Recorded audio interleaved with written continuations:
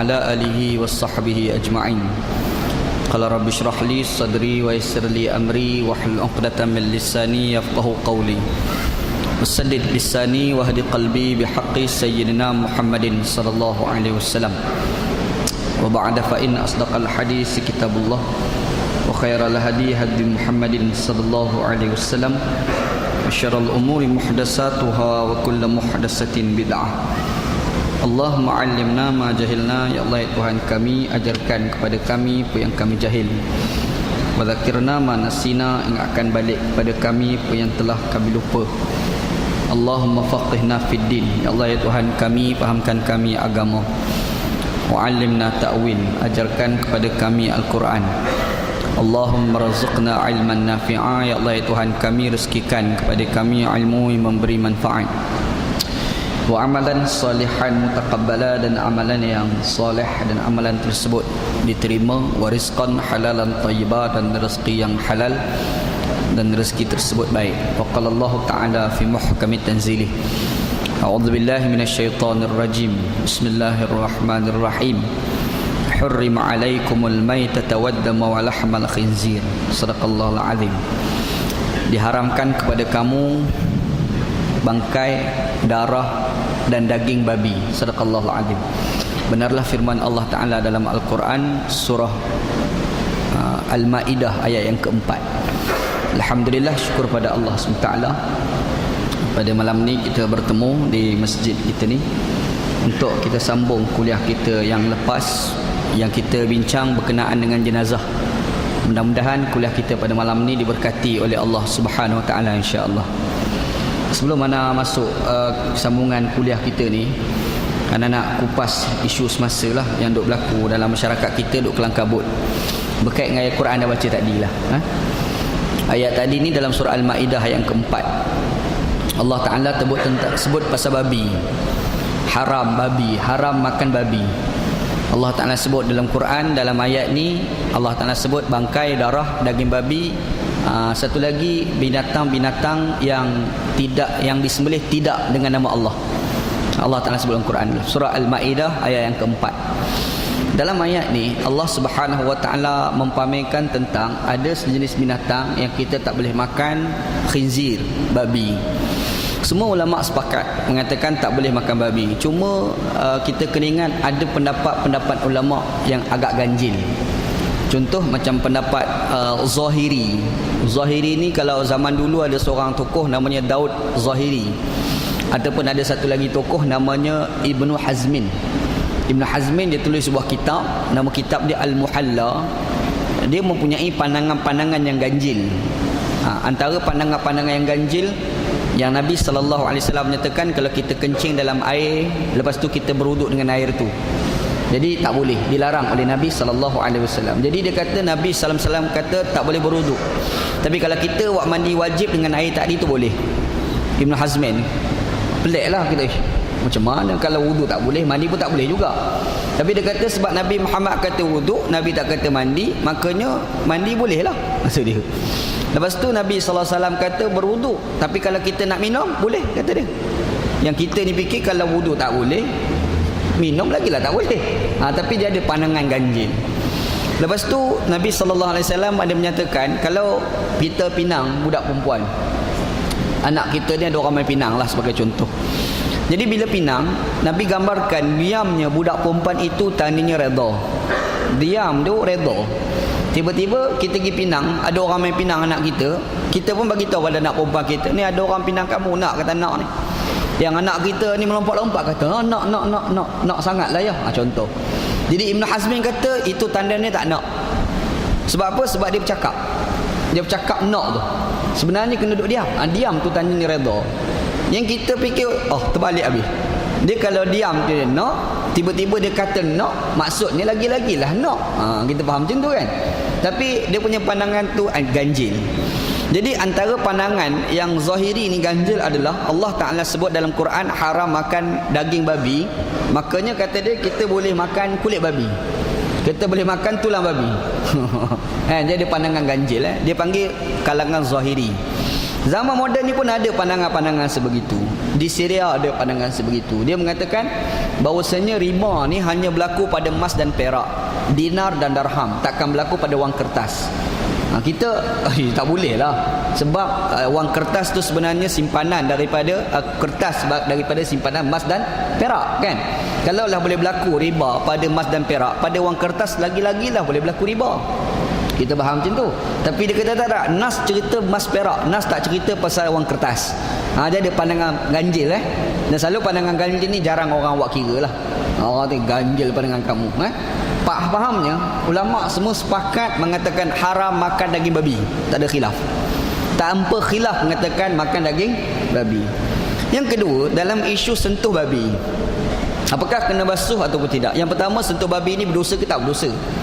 Jawapannya, tak ada ulama kata sentuh babi ni berdosa, tak ada. Tapi sentuh perempuan, ada ulama kata haram. Dia tajuk pegang babi ni dia bising, dia sentuh perempuan dia tak bising. Ni masalah kat Malaysia kan. Jadi pegang babi ni tak ada ulama kata berdosa.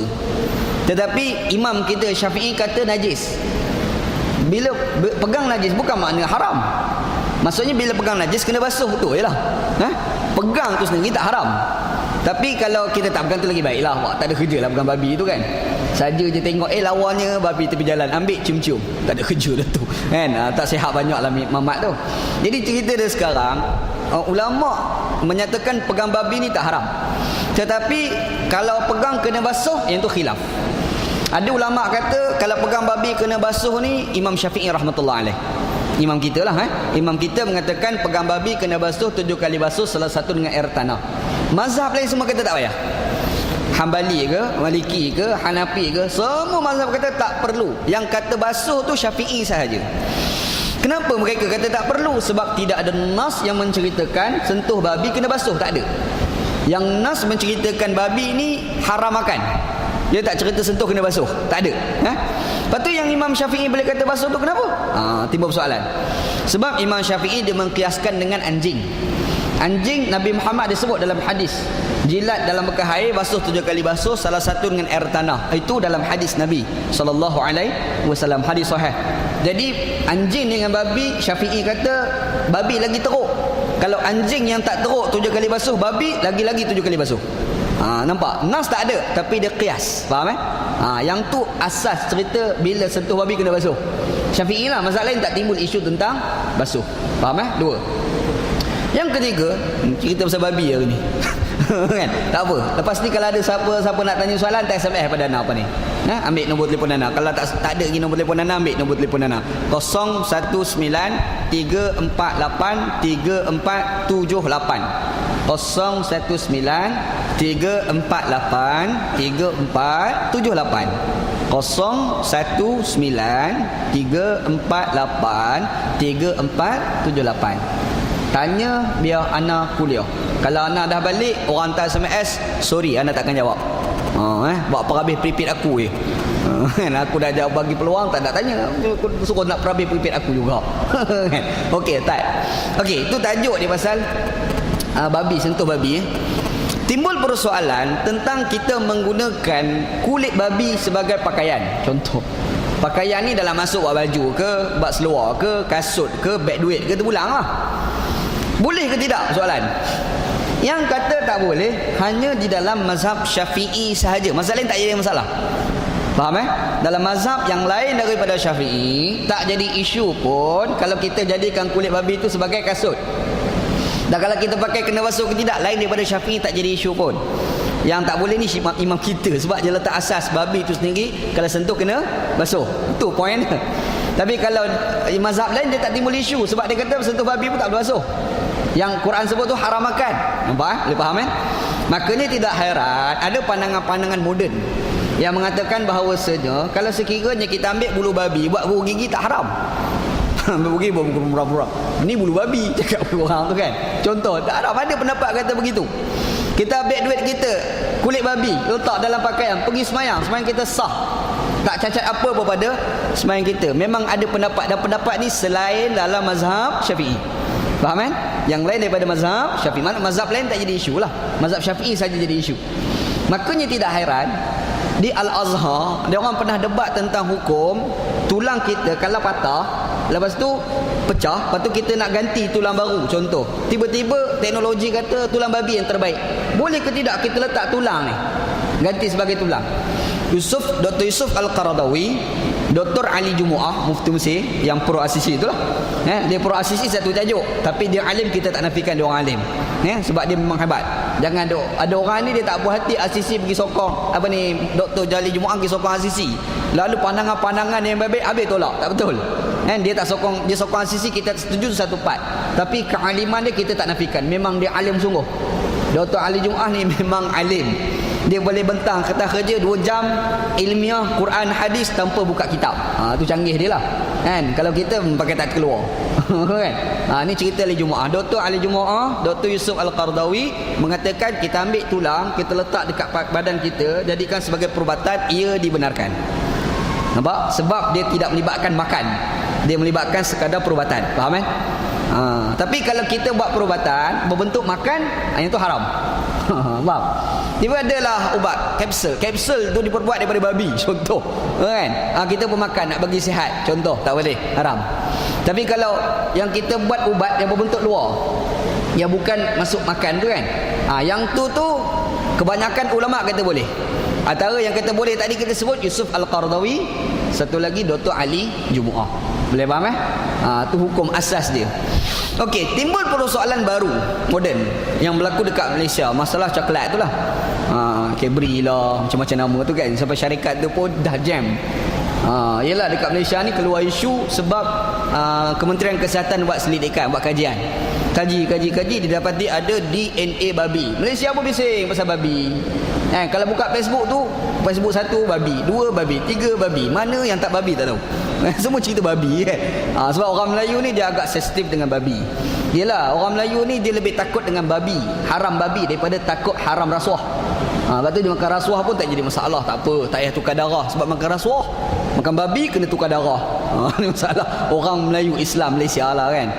Anda pun tak faham kenapa macam tu. Anda nak cadangkan supaya kalau nampak babi tu kita gerun sangat, kita tukar. Yang rasuah tu jadi babi. Ni kamu makan babi cakap macam tu. Dia makan rasuah kan. Baru dia makan babi tu. Sebab orang Melayu dengan babi ni tak tahulah kenapa jadi macam tu kan. Ini masalah orang Melayu. Jadi bila Kementerian Kesihatan dia buat kajian, dia kata ada DNA babi lah.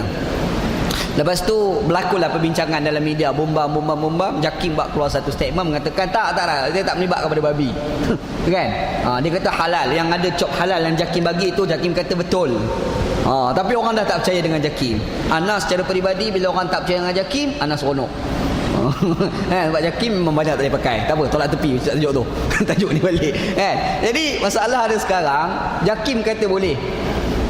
Ada orang tanya Ana lah, tapi Ana mula-mula tak nak jawab, nak tak tahu. Sebab Ana seronok orang tak percaya dengan Jakim. Ana seronok je, Ana tak payah jawab, buat tak tahu. Tapi ada orang duk hantar WhatsApp, ada orang hantar inbox Facebook, Ana pun tak minat nak menjawab. Tapi ada seorang mamat ni, dia orang belajar jugalah, belajar kat Azhar. Dia pergi tanya kita soalan dekat inbox Facebook. Dia kata sebenar macam mana isu babi, DNA babi ni. Dia duduk kat Mesir, dia tak makan kot coklat yang ada DNA babi ni. Tapi yang orang bincang dalam Facebook, dan dia pun orang Malaysia, dia pun nak tahu, dia pergi tanya. Susahlah budak mengaji Azhar pergi tanya soalan tu. Sepatutnya budak mengaji Azhar kaji sendirilah, apa tanya aku kat Malaysia ni. Kau duduk kat Mesir tu kitab lambat boleh cari kan. Tapi dia tanya anak, dia kata sebab kamu orang belajar, cuba buka kitab Fiqh Al-Aqaliyat, tulisan Dr. Yusuf Al-Qaradawi, ataupun baca bagi khatam sebuah kitab Al-Halal wal Haram fil Islam, pun tulisan Dr. Yusuf Al-Qaradawi. Ataupun baca kitab yang dah popular di kalangan orang Malaysia, tulisan Qaradawi juga, iaitu kitab Fatawa Ma'asarah. Tak apalah, budak tu aku tak tahu dah jadi apa kan. Kita bagi maklumat, rupa-rupanya benda tu dah ada terjemahan dalam bahasa Melayu yang telah ditulis dalam blog dan juga internet lah. Dan adalah orang cari lah barangkali lah kot, keluar popular. Rupanya Qaradawi kata gelatin babi ni halal dimakan. Sudah. Kan? Orang pun dah mula tanya. Kok Dr. Mazhar, Dr. Asri Zainal Abidin, bekas Mufti Perlis, buat satu statement, memang ada fatwa Yusuf Al-Qaradawi. Lagi bising kat Malaysia. Kan? Ada orang yang sebelum ni kalau dengan Qaradawi tak berani nak kritik. Tapi bila sebut Qardawi, oh tak boleh, kena lawan sebab babi. Tak boleh kan. Ni masalah orang Malaysia pula lah kan. Okey, sebenarnya macam mana isu ni? Isu dia macam mana sebenarnya? Kita kena clear dia bukan pandangan Qardawi seorang lah. Itu nombor satu kena faham. Ini bukan pandangan Yusuf Al-Qardawi sahaja. Bahkan ada kesebilangan besar ulama-ulama yang bersetuju dengan pandangan Dr. Yusuf Al-Qardawi dalam isu jelitin babi DNA lagi-lagi lah cerita dia. Tak. Isu dia macam mana? Isu dia senang kan. Anak pergi kuliah mana-mana pun kalau orang tanya nak bagi jawapan yang sama. Kita orang Melayu suka makan ayam kampung. Betul atau tidak? Orang Melayu suka makan ayam kampung. Agak-agak ayam kampung ni kita pernah tanya tak ayam kampung makan apa? Ayam kampung ni kadang-kadang makanan adalah najis. Kadang-kadang dia makan tai, kadang-kadang dia makan katak, kadang-kadang dia makan benda yang tak tahu pasal. Dia beza ayam kampung dengan ayam bandar. Ayam bandar dia kurang cerdik, ayam kampung cerdik sikit. Sebab apa? Sebab ayam ke bandar kita bagi itu yang dia makan. Lepas tu kita bagi makan, dia tengah makan kita pun pegang, kita sembelih dia. Itu ayam bandar, tak cerdik. Ayam kampung dia berdikari, cari makan sendiri. Dia makan lah macam-macam. Lepas tu bila dekat-dekat dengan raya, kita orang Melayu kejar. Nak boleh kedapat punya susah, Allah Ta'ala maha tahu. ayam kampung kita pun sembelih. Contohlah ayam kampung tu memang kita bagi makan daging babi. Contoh, agak-agak lah ayam kampung tu kita boleh makan ke tidak? Agak-agak lah bila kita sembelih ayam kampung yang makan babi itu, kita bedah badan ayam tu, kita pun buat selidikan DNA. Ada tak DNA babi dalam tu? Agak-agak soalan kan? Soalan. Ataupun orang Melayu kita beli ikan siakap. Ikan siakap. Orang beli ikan siakap bagi makan babi contoh. Jadi kita pun tangkap ikan siakap, kita pun buatlah siakap 3 rasa. Kita makan bukan ada 3 rasa, dah ada 4 rasa pula kat situ. Contohlah kan. Boleh makan ke tidak ikan tu? Dua soalan. Yang ketiga, kadang-kadang kita tanam kangkung. Kangkung tu dalam air najis. Contoh Jadi gemuklah kangkung ni. Kangkung ni gemuk lah. Dia gemuk macam mana pun takkan naik cukai dekat Malaysia ni. Sebab telah dijamin oleh Perdana Menteri cukai tidak akan ada cukai kan. Alhamdulillah. Sokonglah satu part. Tapi kalau ada GST dengan kangkung-kangkung pun ada cukai nanti. Percayalah aku cakap Sebab GST ni semua perkara ada cukai kecuali dikecualikan oleh kerajaan. SST semua barang tidak ada cukai. Semua barang tidak ada cukai kecuali barang itu ditentukan cukai oleh kerajaan. Tu beza dia. Ni kena mengaji ekonomi pula. Tu tajuk ekonomi. Tolak tepi tajuk ekonomi kan. Jadi kalau GST tu maksudnya semua perkara ada cukai kecuali dikecualikan oleh kerajaan. Makanya kalau kangkung itu tidak dinyatakan oleh Perdana Menteri sebagai pengecualian cukai, makanya kangkung pun ada cukai jugalah. Tu kalau GST. Nanti nak buat nanti kan. Pada muka siapa suruh undi parti dia? Kan ada GST. Kan? Okey, itu kempen belah raya. Masuk sini balik. Jadi cerita dia sekarang, kangkung tu gemuk-gemuk lah. Bila kangkung tu dah gemuk, kita nak makan kangkung tu. Sebab apa? Kita timbul persoalan boleh makan ke tidak? Sebab dia ditanam dalam saluran air, dan dalam saluran air tu ada tai. Contoh, ada najis sebagai contoh. Boleh makan ke tidak? Benda ni ada bahas di kalangan ulama-ulama fiqh dulu sampai sekarang. Asal dia senang. Kalau kita makan ikan yang ikan tu makanannya adalah najis, dibenarkan kita makan sekiranya daging ikan tu tidak ada 3 perkara: rasa tai, bau tai, warna tai. Faham tak? Kalau ada haram. Faham tak? Kalau ada 3 perkara ni haram. Hukum dia lebih kurang air mutanajis. Kita dah bincang tajuk air mutanajis kan. Air mutanajis tu kalau jatuh tai dalam air kolah masjid kita contohlah. Masjid kita ni besar kolah dia tu kan. Lepas tu jatuhlah tai dalam tu, kita pun buang tai tadi. Persoalan dia, kita boleh tak kita nak beruduk dengan air kolah tadi? Soalan. Boleh tak kita nak beruduk, nak mandi, nak minum air kolah tadi? Soalan. Jawabnya boleh sekiranya bila kita buang najis tidak ada 3 perkara: rasa, bau dan warna. Kalau ada tak boleh. Maksudnya kalau kita bubuh komo-komo tu, berasa tai. Contohlah kan. Kalau berasa tai tu tak boleh.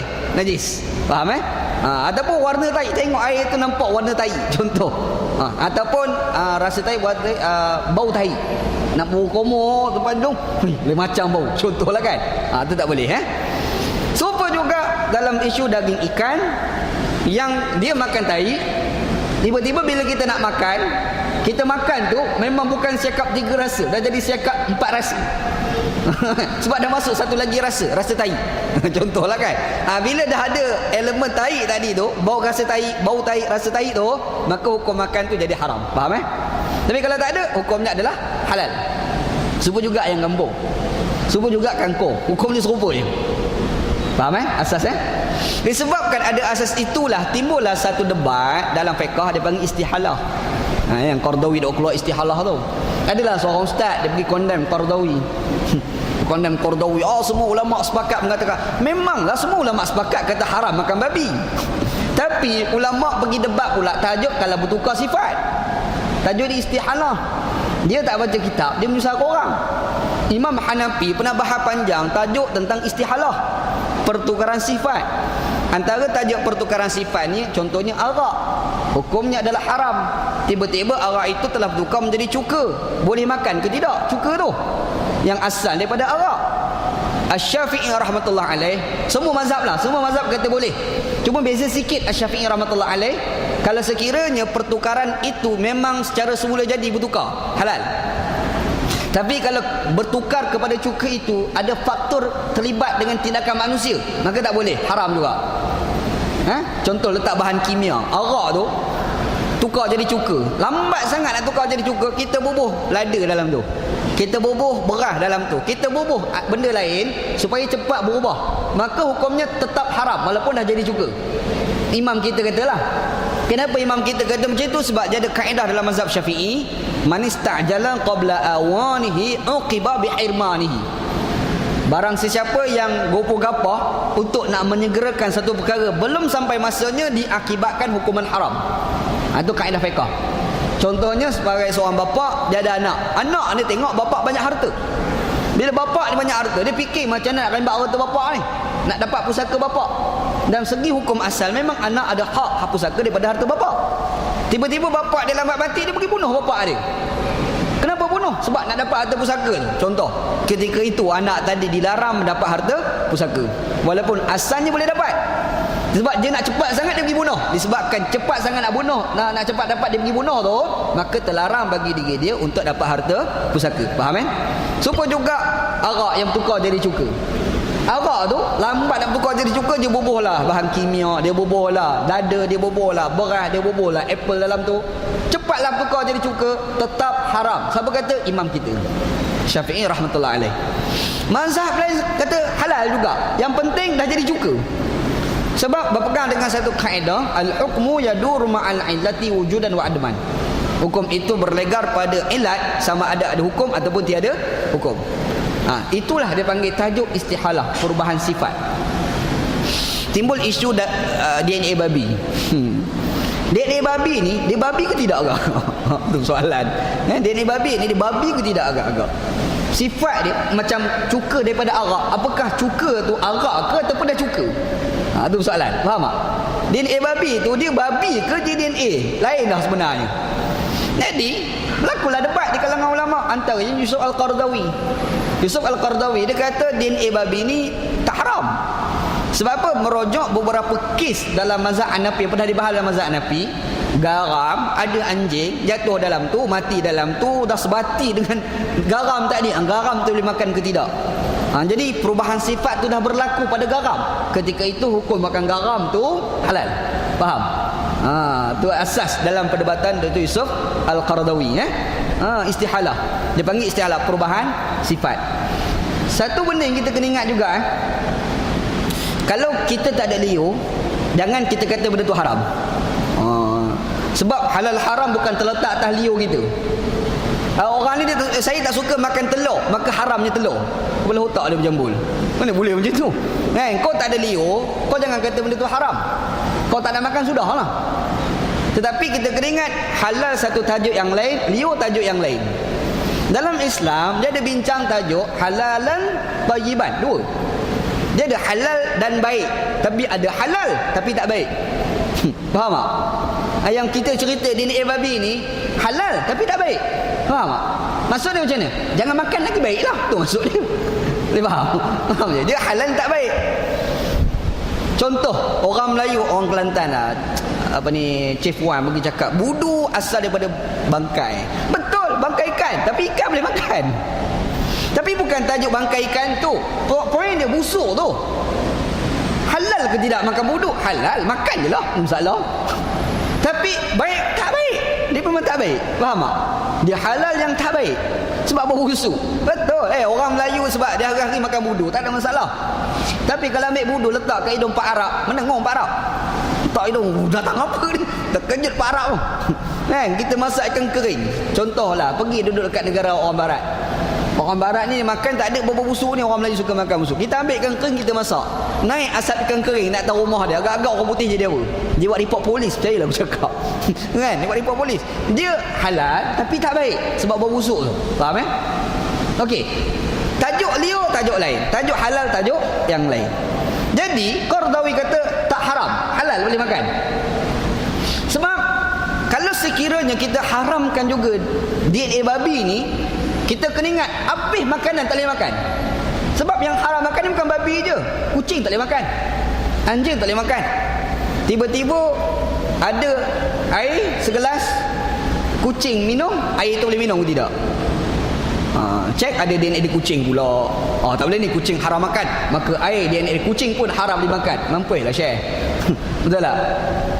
Kita pergi kedai mamak tu buat roti canai, bomba buat roti canai, kita pun ambil roti canai, kita pun cut buat kajian. Ada tak DNA mamak ni? Agak lah kan. Tak boleh ni, haram makan mamak, jadi tak boleh makan roti canai sebab DNA mamak. Mampulah lagu tu. Faham tak? Di implikasi hukum ni cukup banyak. Sebab itu keluar satu kaedah namanya umumul balwa. Keumuman yang sukar dielak. Keumuman yang sukar dielak. Lebih-lebih lagi dalam fiqh ada satu tajuk, bahkan Quran sendiri menceritakan tentang makan binatang yang diburu oleh anjing. Quran ada cerita kan? Surah Al-Maidah ayat ke-5. Buru anjing. Anjing pergi tangkap. Kita pergi berburu lah, bawa anjing seekor, kita pun tembak burung, jatuh burung tu. Kita anjing pergi ambil.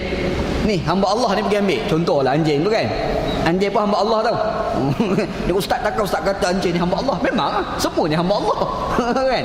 Jadi hamba Allah ni pergi ambil. Dia pergi ambil anjing, ambil ayam tadi, burung tadi, buat mari pada kita. Masa dia ambil tu dia gigit, betul tak? Agak-agak lah kalau kita cek pada burung tadi ada tak DNA babi, kalau fikir balik lah. Implikasi dia banyak tau. Jadi disebabkan tak boleh nak elak faktor DNA ni, makanya kita tak boleh nak kata ia sebagai haram. Nampak Qardawi letak asas umumul balwa, satu keumuman yang sukar dielak. Apa itu umumul balwa? Orang tak faham yang tu pula. Umum balwa tu gapo dia nak terima. Kan, what's animal tiger that? Gapo dia nak terima. Apa benda tu DNA apa ni umum balwa? Umum balwa ni satu keumuman yang sukar dielak. Contoh, orang selalu tanya, Ana sebelum ni pun ada orang tanya Ana, boleh ke tengok, boleh ke tidak kita tengok berita yang pembaca berita tu tak tutup aurat? Soalan. Kita tengok berita, pembaca berita tu buka tudung, kita tengok, boleh ke tidak? Soalan. Jawapannya umumul balwa, satu keumuman yang sukar dielak. Makanya tengok tu tak jadi haram. Sebab orang tengok berita tu, orang bukan nak tengok pembaca berita tu, bukan nak tengok membaca berita tu sangat. Dia bukan nak tengok berapa bilangan bulu rambut dia. Tak ada kerja. Bangang punya kerja. Tak ada.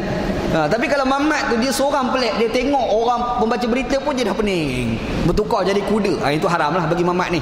Kan? Tapi keumumannya biasanya tak jadi apa-apa. Tengok tu tak jadi haram. Ataupun orang Melayu kita semayang pakai kain plekat. Ini misal anda mudah-mudah buat supaya kita mudah nak faham.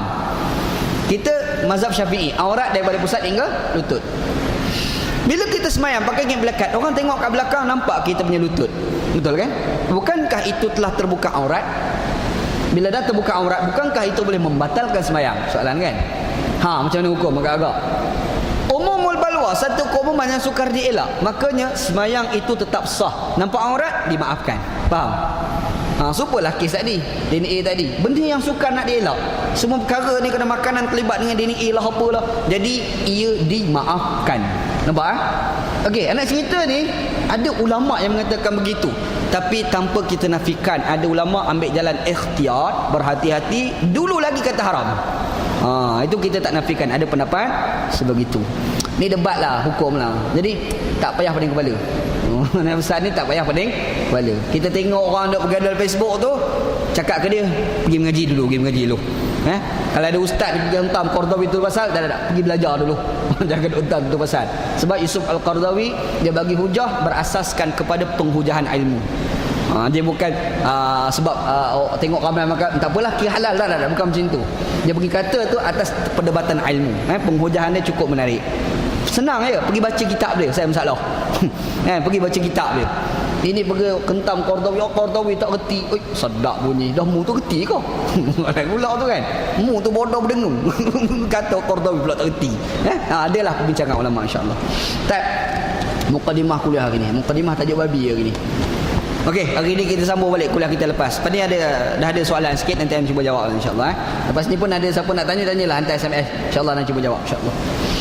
Okey, dalam kuliah kita yang lepas kita bincang pasal mengkafankan jenazah. Mengkafankan jenazah. Bila orang tu mati, perkara yang kita kena buat adalah kita mandikan jenazah tu. Kita dah sebut cara-cara memandikan jenazah. Lepas pada tu kita kapankan. Kita kapankan. Maksudnya kita bungkus jenazah itu dengan kain. Bagi orang lelaki 3 helai kain, 3 lapis. Bagi orang perempuan 5 lapis. Kita dah sebutlah cara tu macam mana. Orang lelaki daripada badan ni sampai ke pusat, lepas tu bawah tu kan 2 helai dah situ. Lepas tu selai pula bungkus dia. Jadi selai bungkus dia tu jadi 3 lah. Orang perempuan pula badan dia, bawah dia, lepas tu dia punya tudung tu pula, lepas tu kain serat 2 helai pula, kain dekat luar perempuan tu kan. Jadi 5 helai. Tu bagi jenazah orang perempuan. Jadi lelaki 3 helai, orang perempuan 5 helai.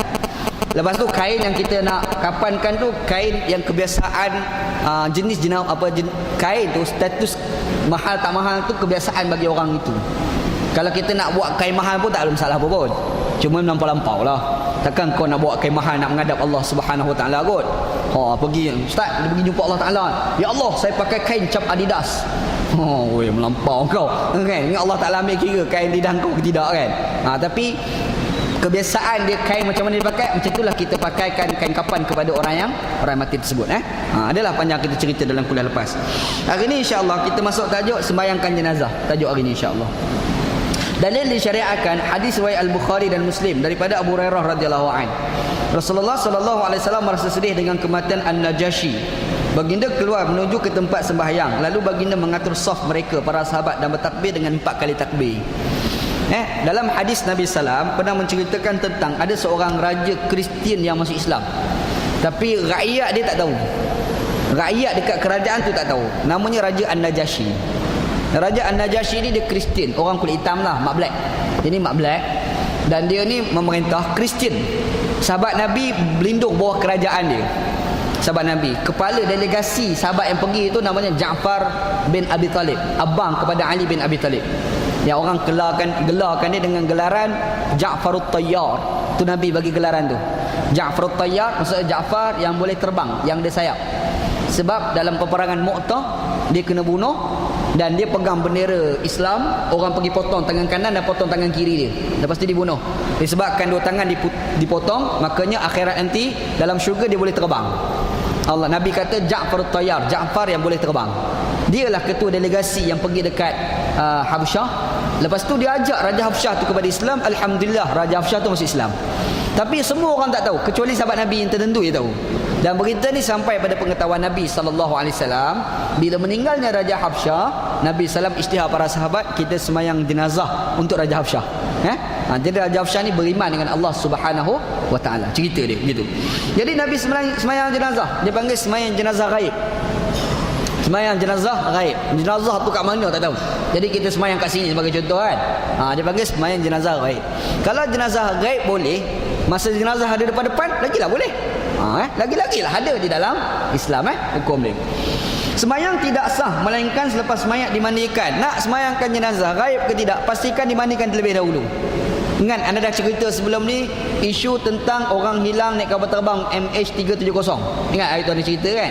Boleh ke tidak kita nak semayang jenazah yang kawan tu tak tahu hidup ke mati? Jawabnya tak boleh, kecuali perlu dipastikan mayat dia telah dimandikan terlebih dahulu.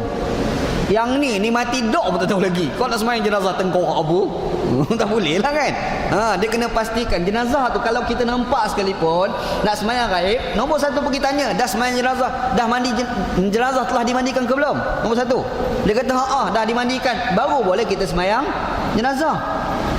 Maknanya lebih-lebih lagi lah perlu dipastikan dia mati dulu. Faham tak? Kalau mamat tu tak mati lagi sembahyang jenazah, tengah-tengah sembahyang jenazah mamat tu datang, apa hal?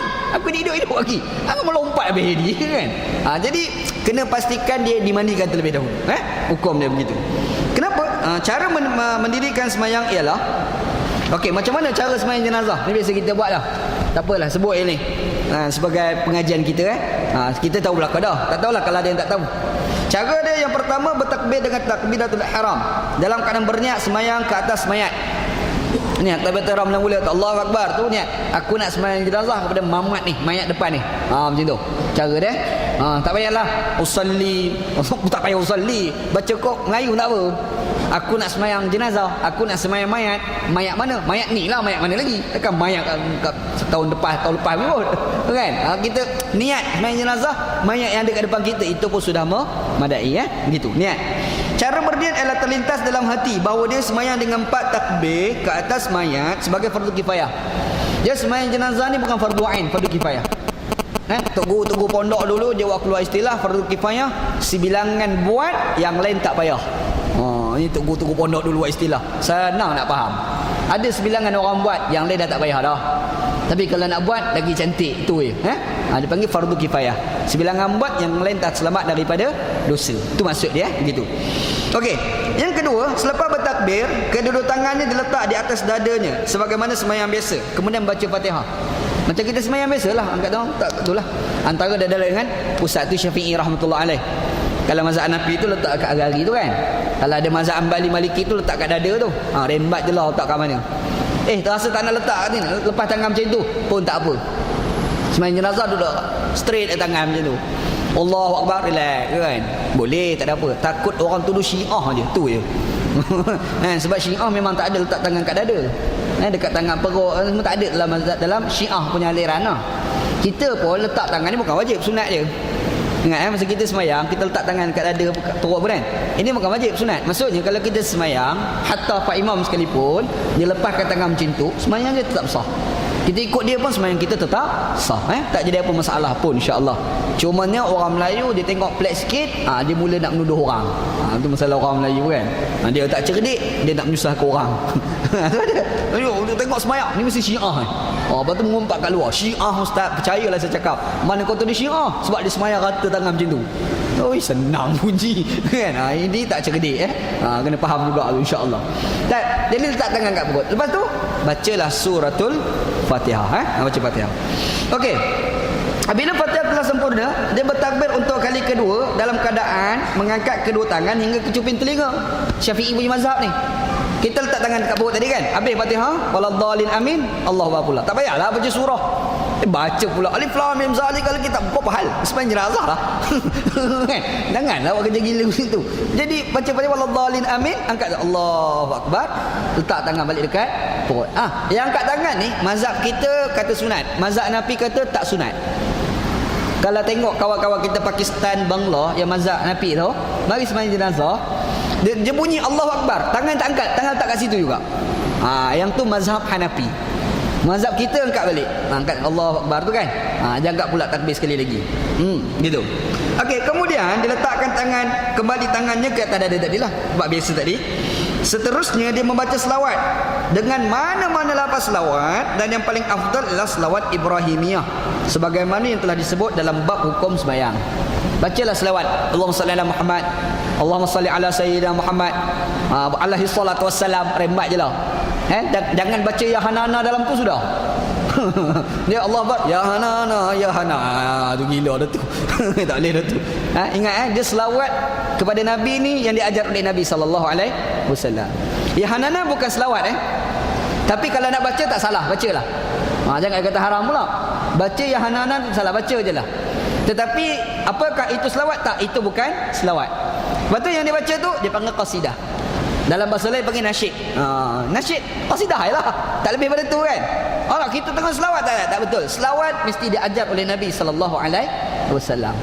Kalau Kalaulah baca Yahanana dikira sebagai selawat, sudah pasti semasa kita sembahyang jenazah boleh baca Yahanana. Isu dia tak boleh. Senang. Sembahyang apa ya Yahanana, Yahanana, lambai-lambai tangan pula. Lagi gila banyak. Lagi tak boleh lah. Ini tak betul, tak betul, kena faham. Yahanana tu bukan selawat. Yahanana tu qasidah. Tu kena faham. Tak. Jadi selawat pada Nabi ni yang Nabi ajar. Sallallahu alaihi wasallam. Alaihi salatu wassalam. Allahumma salli ala sayyidina Muhammad wa ala alihi wasahbihi wasallam. Pulanglah baca tu kan. Cuma yang paling afdal kita baca selawat Ibrahimiyah. Macam kita baca dalam tayat akhir itulah. Kan? Allahumma salli ala Muhammad wa ala ali Muhammad kama sallaita ala Ibrahim wa ala ali Ibrahim fil alamin yang tu lah kita baca tu. Yang tu terbaiknya. Macam tu insya-Allah. Selawat. Okey. Kemudian bertakbir untuk kali ketiga. Dan berdoa untuk si mati selepas takbir tersebut. Takbir Allahu Akbar pula lepas baca selawat tadi, kita pun takbir Allahu Akbar. Lepas tu kita baca doa untuk si mati. Apa doa? Benda ni diajar oleh Nabi sallallahu alaihi wasallam.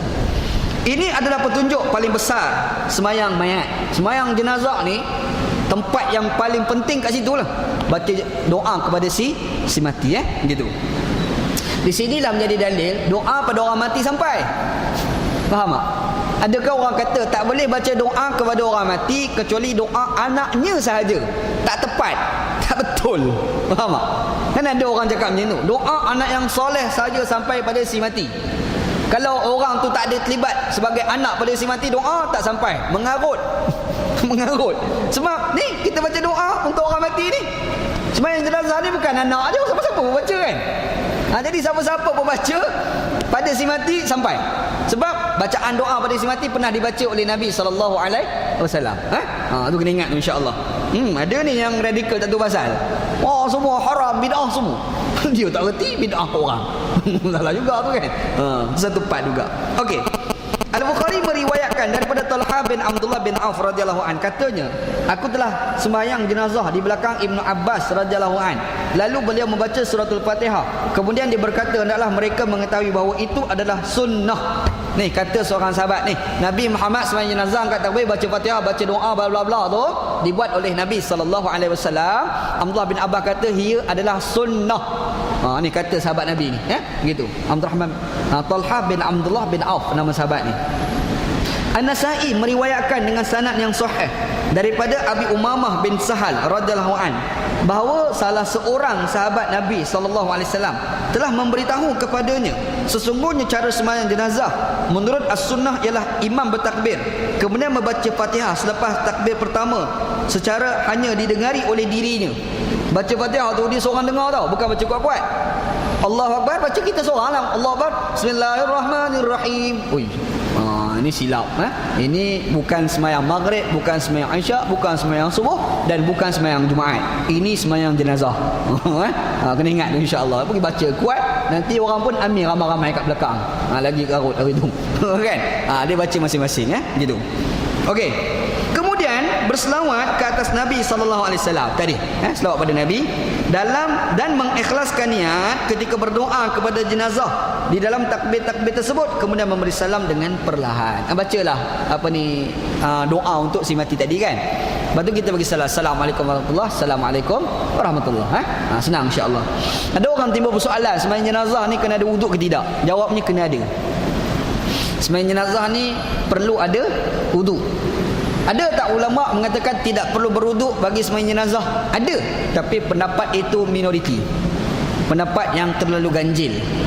Sebab apa mereka mengatakan tak perlu wuduk bagi sembahyang jenazah pada pandangan dia orang lah. Sebab dia orang kata sembahyang jenazah bukan sembahyang, dia sekadar doa. Sebab tidak ada rokok, tidak ada sujud, tidak ada i'tidal. Dia ada qiyam saja kan. Maka namanya solat tapi hakikatnya berdoa. Dan berdoa tidak semestinya wuduk. Tu hujah golongan ni lah. Tapi dalam pendapat yang majoriti ulama termasuk imam kita Syafi'i rahmatullah alaih, perlu ada wuduk kerana Nabi sallallahu alaihi wasallam sebut solat jenazah. Bila sebut solat makanya kena ada wuduk. Itu hujah dia. Adalah debat di kalangan ulama.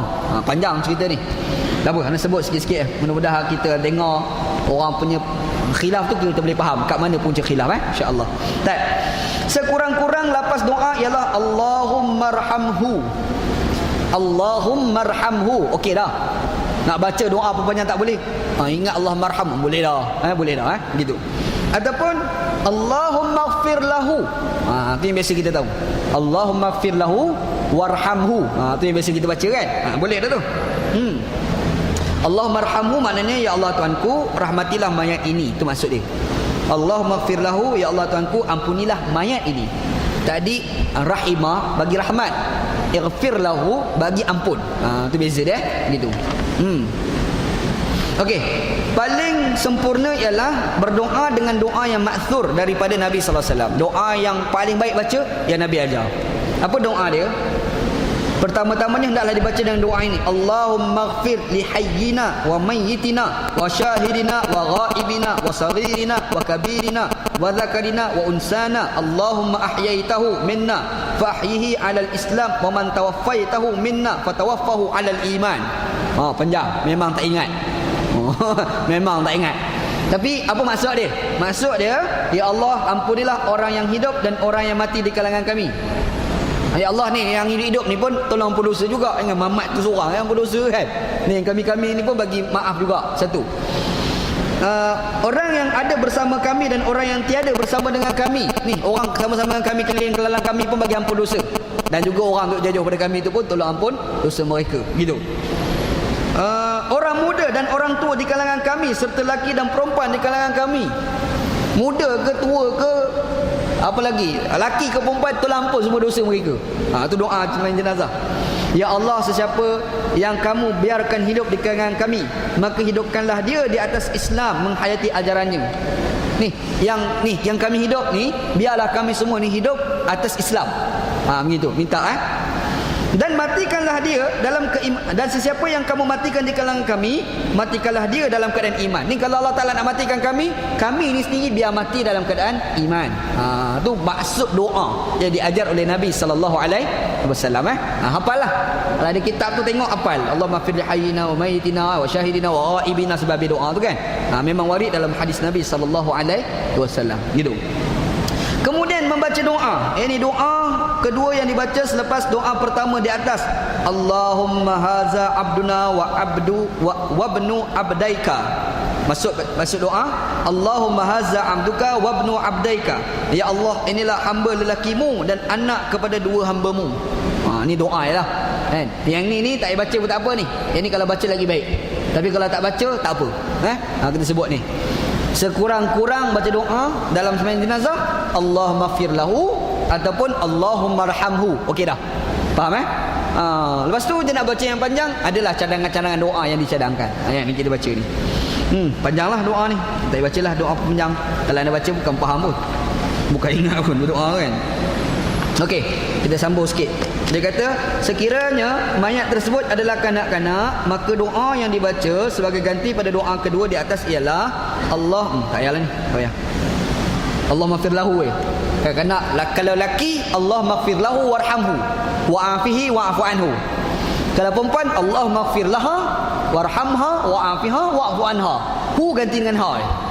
Faham Kalau lelaki hu, kalau perempuan ha. Tu yang beza dia. InsyaAllah mudah. Yang paling panjang tu tak payahlah. Tak ingat memang tak ingat pun. Kalau baca pun aku seorang yang baca. Okey, yang seterusnya.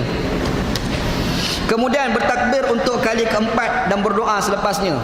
Lepas tu takbir kali yang terakhir tu kan. Allahu Akbar. Bertakbir yang keempat dan berdoa selepasnya, Allahumma la tahrimna ajrahu wa la taftinna ba'dahu waghfir lana wa lahu. Doa ni pun biasa kita baca kan. Allahumma la tahrimna ajrahu wa la taftinna ba'dahu waghfir lana wa lahu. Maksudnya, ya Allah, janganlah kamu menghalang kami daripada mendapat pahalanya dan janganlah kami terfitnah selepas kematiannya. Nampak doa tu. Ya Allah, janganlah kamu menghalang kami daripada mendapat pahalanya. Dia tu adalah buat baik kan. Pahala-pahala kita boleh tumpah, janganlah haram kan. Faham tak? Dan kalaulah dia ni ada buat jahat, jangan kejahatan tertimpa kepada kita. Kita jauh. Tu masa doa. Doa tu. Ampunilah kami dan ampunilah dia. Ya Allah, kami ni pun bagi ampun dosa, dia pun bagi ampun dosa. Tu maksud doa. Kemudian memberi salam dengan 2 kali salam, iaitu sebelah kanan dan kiri sebagaimana salam dalam sembahyang-sembahyang yang lain.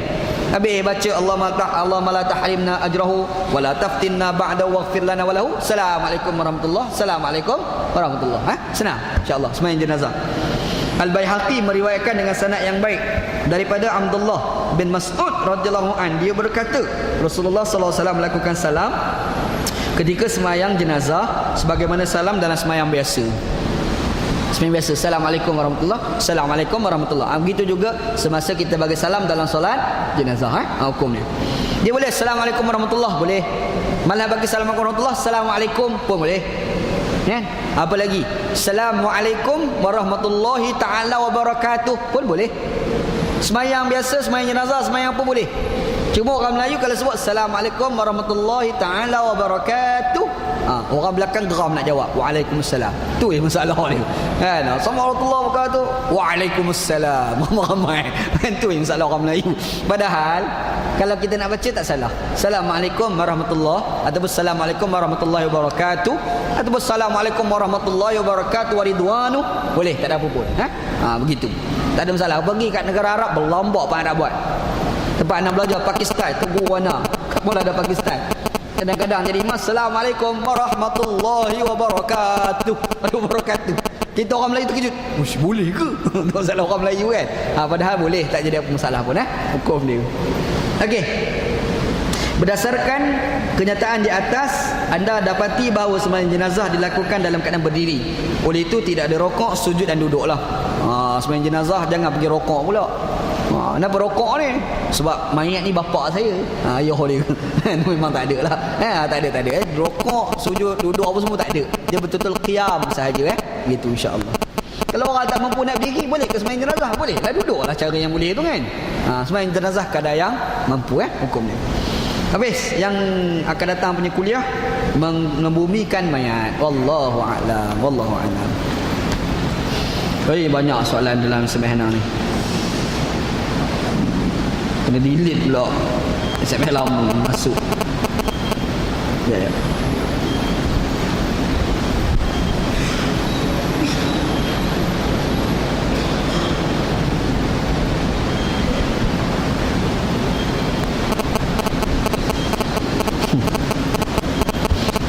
Okey, soalan ni seorang je hantar tapi sampai 5-6 soalan. Lepas tu tak termasuk lagi yang 7 soalan lagi berbaki ni. Saya ada beberapa persoalan. Soalan yang pertama, boleh tak saya sembahyang Jumaat dan kemudian saya sambung dengan jamak takdim solat asar? Jawabnya boleh. Jawabnya boleh. Kita sembahyang Jumaat, lepas tu kita bangkit untuk sembahyang asar 2 rakaat, jamak takdim, hukumnya adalah boleh. Boleh. Ulama-ulama Saudi tak setuju.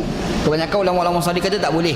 Alasan mereka kata tak boleh sebab mereka kata benda tu tidak pernah dibuat oleh Nabi sallallahu alaihi wasallam. Tapi ulama lain, Imam Tajuddin As-Subki kata boleh, Imam An-Nawawi kata boleh. Jadi kalau kita sembahyang Jumaat dengan 2 rakaat sembahyang Jumaat, lepas tu kita bangkit pula 2 rakaat untuk sembahyang asar, hukumnya adalah boleh. Mengikut pendapat kebanyakan ulama mengatakan boleh insya-Allah. Nak buat, tak nak buat pun tak apa. Yang tak boleh tak sembahyang. Tu tak boleh. Yang tu mati jadi babi semua tu, tak sembahyang tu kan. Okey. Betul ke kalau kita tak solat, mak ayah dalam kubur akan diseksa? Tak betul, tak tepat. Kita tak sembahyang, mak bapak kita tanggung dosa kita. Tak ada kerja semua tu.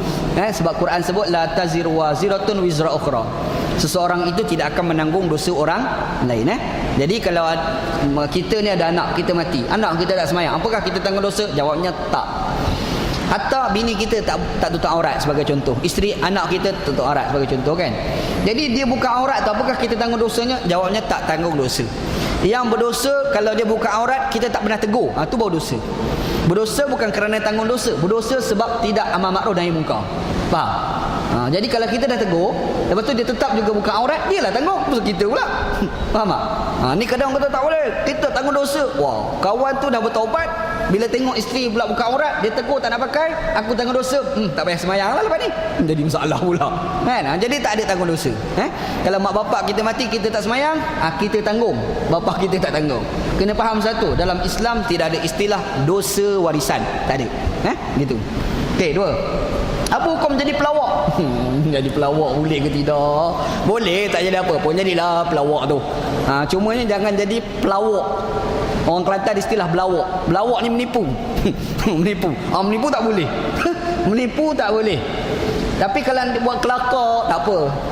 Kuliah agama buat lawak tak salah, tapi yang tak boleh start assalamualaikum sampai salam habis. Semua lawak. Yang tu tak boleh mengarut. Itu bukan kuliah tu. Yang tu kena masuk maharaja lawak dia panggil. Kan? Jadi kuliah ni kita kuliah. Lepas tu sikit-sikit buat lawak tak apalah. Tak jadi apa. Nabi Muhammad pun pernah melawak. Bergurau ni memang berlaku pada diri Nabi sallallahu alaihi wasallam. Ada beberapa keadaan melawak ni dibenarkan. Contoh kita melawak dengan isteri kita, dan kita melawak dengan cerita-cerita bohong. Boleh? Dengan isteri kita. Contoh, kita ni dengar cerita Pak Pandey. Pak Pandey bercerita ketawa lah. Cerita kelakar. Dan cerita Pak Pandey ni tak pernah benar pun. Cerita orang Melayu reka mana-mana tak tahu. Kalau Arab tu dia ada Israiliyat, Melayu ni dia ada Melayuiyat. Melayuiyat. Ini Israiliyat versi Melayu. Melayuiyat nama dia. Jadi antara cerita Melayuiyat ni lah cerita Pak Pandey ni. Sebagai contoh lah kan. Kita ni dengar cerita, ustaz cerita kisah Pak Pandey. Contoh. Cerita Pak Pandey. Cerita Pak Pandey naik kapal terbang nak pergi ke Kota Baru. Contoh. Lepas tu pergi duduk kat satu kursi VIP. Dia bayar tu yang kelas bodoh. Tapi tak nak datang pramugari. Pak Cik ni salah tempat duduk belakang. Tempat yang murah ni tempat mahal. Pak Cik duduk belakang, saya nak di sini juga. Ada Pak Cik tu kan. Mari dua pramugari tak makan. Mari. Semua tak nak layan.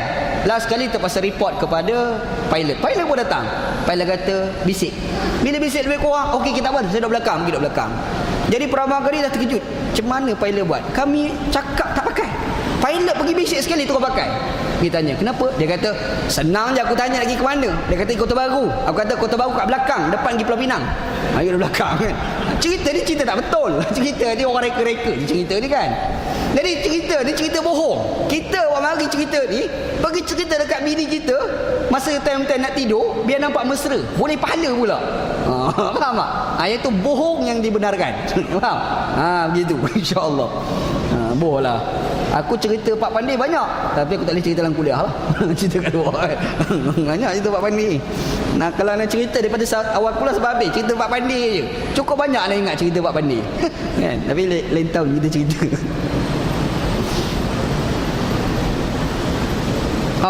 Ini soalan 18 SF. Apa hukum jual ubat kuat lelaki macam depan masjid sebelum solat Jumaat? Jual ubat kuat pula Muhammad ni kan. Jual je lah ubat kuat ke ubat lemah ke apa, kau jual je lah. Selama mana kau tak memudaratkan orang lain, menjualkan itu tak jadi haram. Menjual itu tak jadi haram. Jual je lah ubat kuat ke ubat lemah ke ubat terbang ke ubat apa, jual je lah. Tetapi janganlah sampai orang sembahyang Jumaat kau duk ralik lagi jual ubat. Jangan. Sebab bimba orang tak dengar khutbah Jumaat, orang dengar khutbah ubat kuat. Ini masalah. Kadang berlaku kan ni. Dia kali dia dengar sampai tak sembahyang Jumaat. Kaprah betul.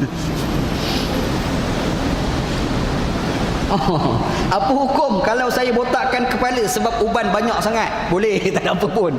Cukurlah kepala kau sebab uban banyak.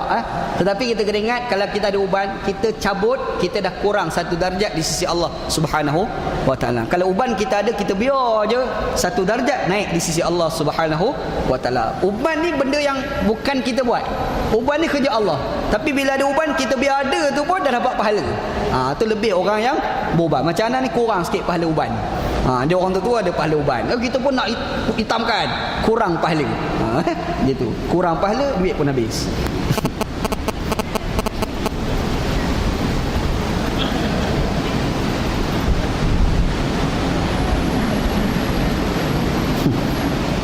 Okey, soalan ni menarik Soalan dia mengenai turunnya Nabi Isa AS pada menjelangnya hari kiamat. Salah satu perkara yang diperangi oleh baginda ialah babi.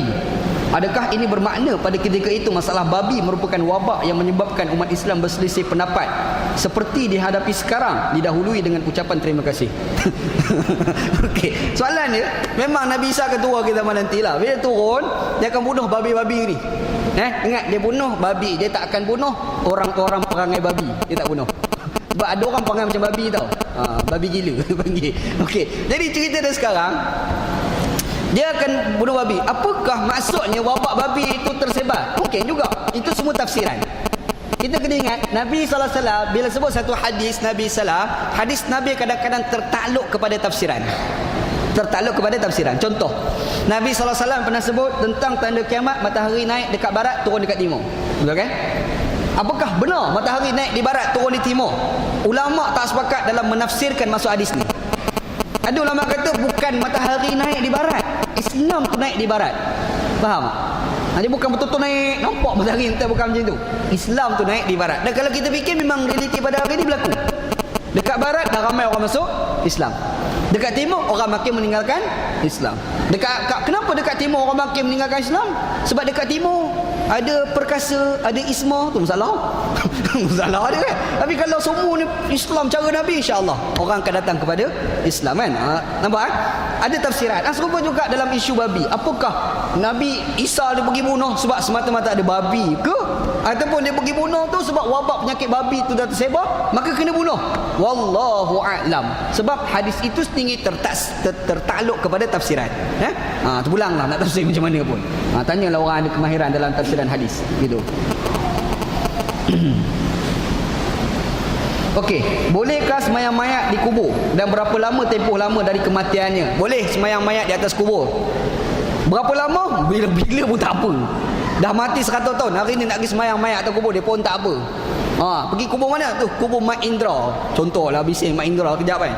Kita pergi dekat Perak tu cari kubur Mat Indra, pergi semayang jenazah kat situ kan. Boleh, tak jadi apa pun. Tak jadi apa masalah pun Boleh insya-Allah. Main jenazah. Okey, sah tak solat kalau ada baby yang pakai pampers berpaut pada kita masa solat? Kita ada anak kecil pakai pampers, lepas tu pakai pampers ke? Pakai pampers sahaja tak apa. Isunya pampers dan ada tahi, tu masalah dia. Semata-mata pakai pampers tak jadi masalah pun. Kita semayang, anak kita pakai pampers, pegang kita, bawa kat kita kan. Semayang kita adalah sah, tak jadi masalah pun Yang isunya adalah sekiranya anak kita bawa najis. Itu bawa najis. Syekh Daud Fatoni dia ada tulis dalam kitab dia Mani Musalli. Rumit sangat debat dia tu. Kita semayang, kita ikat satu tali dekat pakaian kita dan hujung tali tu ikat kat kepala anjing, maka semayang kita tak sah. Syekh Daud Fatoni ada tulis perkara ni dalam kitab Maniatul Musalli. Jadi serupalah dalam isu kita bawa anak kita, yang anak kita ada najis dekat dia punya pampers tu. Faham tak? Tapi kalau kita bawa anak kita semayang, dia bergantung kat kita, kita tak tahu ada najis ke tidak. Bagi salam, assalamualaikum, assalamualaikum, wirid. Lepas tu dukung anak, rasa berat najis. Macam mana? Yang tu semayang kita adalah sah.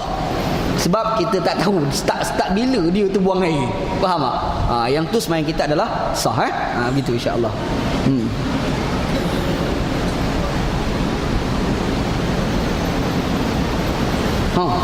Lepas salat jenazah, imam tanya bagaimana mayat ini? Makmum jawab, baik. Adakah Nabi pernah buat? Orang Melayu buat. Bukan Nabi buat, orang Melayu buat. Habis jenazah, apa ni kita nak kata pada jenazah ini? Baik. Sebenarnya hati kecil kita penyamun sebenarnya. Hati kecil kan. Sebenarnya memang benda tu tidak dibuat oleh Nabi SAW. Kenapa orang Melayu buat? Soalan. Orang Melayu buat apa ada sebab sebenarnya? Sebab Nabi SAW ada sebut, man syahidalahu arba'atun bi khairin wajabat lahul jannah. Kalau ada 4 orang bersungut mengatakan seorang itu baik, maka dia wajib syurga. Faham? Bersungut. Bila kita sebut bersungut, maksudnya bukan terpaksa tau. Memang datang daripada hati kecil kita. Kadang-kadang ada orang tu meninggal, orang bagi tahu, Ustaz, Fulan bin Fulan meninggal. Kita, ya Allah, mati dah. Kat kampung kita ni tak adalah orang baik macam ni. Contoh kan. Yang tu bersungut daripada hati kecil tau. Yang tu yang dimaksudkan oleh Nabi SAW. Tapi kalau kita semayang jenazah, apa yang kita nak kata pada jenazah ni? Baik. Contoh, masa sebut baik tu tak ikhlas. Nampak tak ikhlas. Bunyi tu tak ikhlas dah. Baik. Baik kan? Baik. Yang tu tak termasuk dalam maksud Nabi SAW. Begitu. Adakah Nabi Muhammad SAW jenazah siap? Kita nak kata apa jenazah baik? Itu memang tidak dibuat oleh Nabi SAW. Begitu.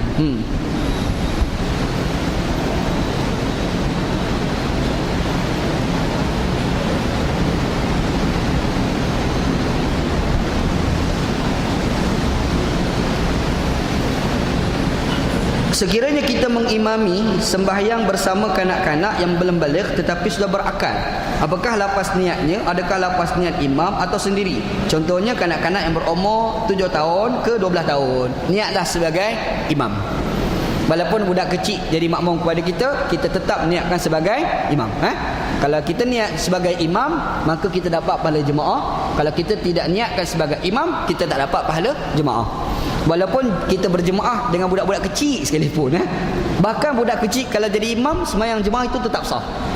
Ada budak kecil umur 7 tahun, baca Quran bagus, sembahyang dia bagus, semua bagus, dan kita tolak jadi imam, sembahyang jemaah kita adalah sah. Walaupun budak kecil sekalipun jadi imam. Tu kena ingat. Orang tua baca Quran tak bagus, sembahyang pun tak betul, sembahyang tetap tak sah. Walaupun orang tua sekalipun. Datanglah seorang Pak Haji lah, contoh umur 40 tahun, tapi wuduk tak betul, contoh kan, wuduk tak betul, baca Quran merapu, meraban baca. Kalau marhaban tahan lagi, meraban masalah. Ni sembahyang contohlah kan. Kita ikut belakang dia tak sah, sebab sembahyang dia tak betul. Budak kecil belum balik, sembahyang dia semua betul, bacaan Quran dia bagus, kita ikut belakang dia, sembahyang jemaah itu adalah sah. Kita jadi imam, budak kecil kat belakang jadi makmum pada kita, kita niatlah sebagai imam, insya-Allah dapat pahala jemaah. Imam berniat dirinya sebagai imam adalah sunat. Makmum meniatkan dirinya sebagai makmum adalah wajib. Faham tak? Maksudnya kalau kita sembahyang jemaah, kita kat belakang tak niat pun sebagai makmum, walhal ikut di kawan tu, sembahyang kita tak sah. Faham? Kita ikut seorang kawan ni dari imam, dan dia tak niatkan sebagai imam, kita niat sebagai makmum, sembahyang jemaah kita adalah sah, kita dapat pahala jemaah. Pak imam tak niat sebagai imam, dia tak dapat pahala jemaah. Faham tak? Tu beza dia, insya-Allah.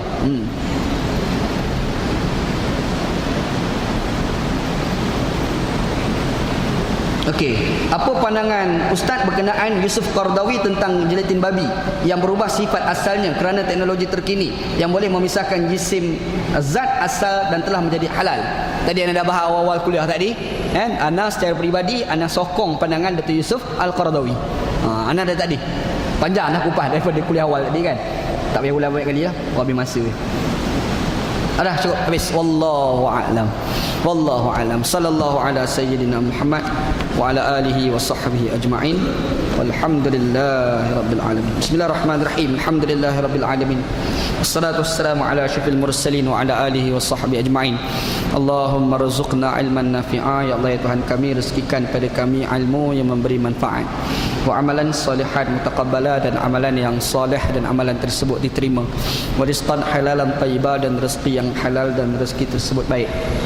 Rabbana atina fid dunya hasanah. Ya Allah ya Tuhan kami, berikan pada kami kehidupan kami dunia baik, wa fil akhirati hasanah, dan juga di akhirat baik, wa qina adzabannar, selamatkanlah kami daripada azab api neraka. Wa sallallahu ala sayyidina Muhammad wa ala alihi wasahbihi ajma'in. Walhamdulillahirabbil alamin. Sebelum nak tutup ni, macam biasalah anak nak minta derma nak buat masjid Kampung Melayu Sungai Buloh. Anak pun bawa buku nak bagi pada jemaah sekalian. Buku ni Hidayah, ditulis oleh Tok Guru Ni Aziz. Tok Guru Ni Aziz tulis buku ni. Menarik tak cerita macam mana konsep hidayah, konsep munafik, macam mana kadang-kadang orang tu dapat hidayah, dia tak kekal dengan hidayah, macam mana kita nak kekalkan pula diri sebagai orang yang dalam hidayah kan. Ada dikupas. Buku ni kalau pergi kedai harga RM25, tapi anda bawa hari ni harga RM10 sahaja. Ada kat belakang tu, ambil lah. Kalau tak ada duit ambil saja pun tak apa kalau ada dah habis kat situ, tunggu dulu, banyak adalah kereta anda. InsyaAllah. Cuma satu je, anda nak minta derma nak buat masjid Kampung Melayu Sungai Buloh tu, kat Sungai Buloh tu kan. Kalau ada orang bagi derma, anda cadangkan ambil buku, jangan tak ambil. Ustaz saya tak nak ambil sebab saya dah banyak dah buku-buku Ustaz bagi, tak sempat baca. Tetap ambil. Kalau tak nak baca, nanti anak cucu nak baca. InsyaAllah ada kat belakang tu. Wallahu alam. Assalamualaikum warahmatullahi wabarakatuh.